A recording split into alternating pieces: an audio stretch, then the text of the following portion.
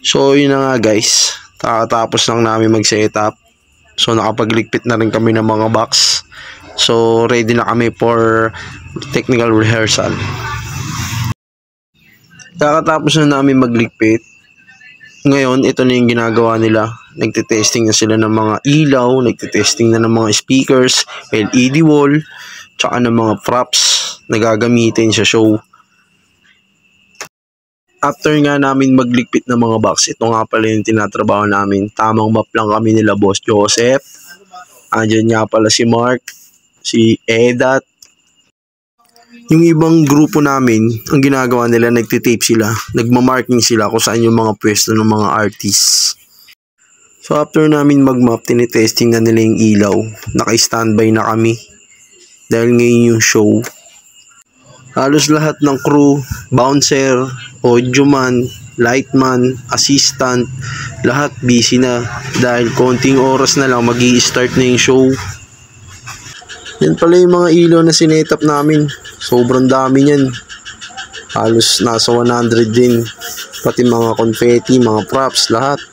Tulong-tulong na para matapos yung setup. Dahil rush nga to. Dahil sa FIBA World Cup. Pero successful naman yung setup namin.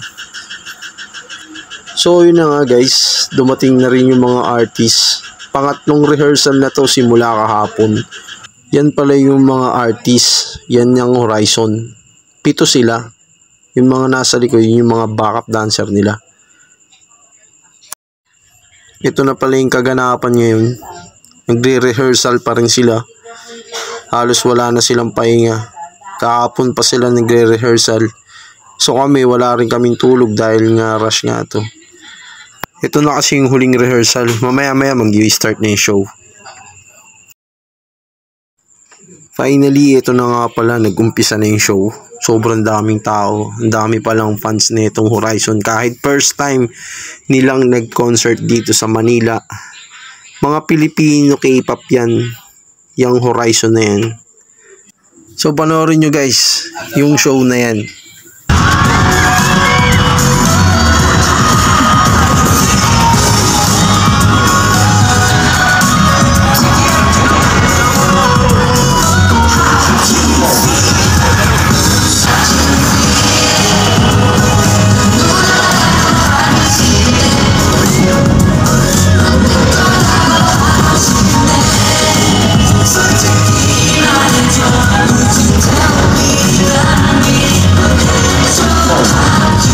After ng sayawan, indakan, yun na nga, patapos na rin yung show. Umabot din ng 2 oras mahigit yung show nila. Kasama ko pala si Aaron. Dito kami sa may backstage. So nagpakawala na ng confetti. Tapos na yung show. So nagpapaalam na yung mga Horizon sa mga fans nila. Dahil babalik na ulit sila sa Korea. So successful yung concert nila dito sa Manila. Marami silang napaiyak ng mga fans. Kaya sigurado may season 2. Ito pala yung grupo namin, Stage Hands, DNM Production. Shoutout nga pala sa mga kasama ko, Boss Edat, Joseph, Mark, at marami pang iba. So guys, thank you for watching.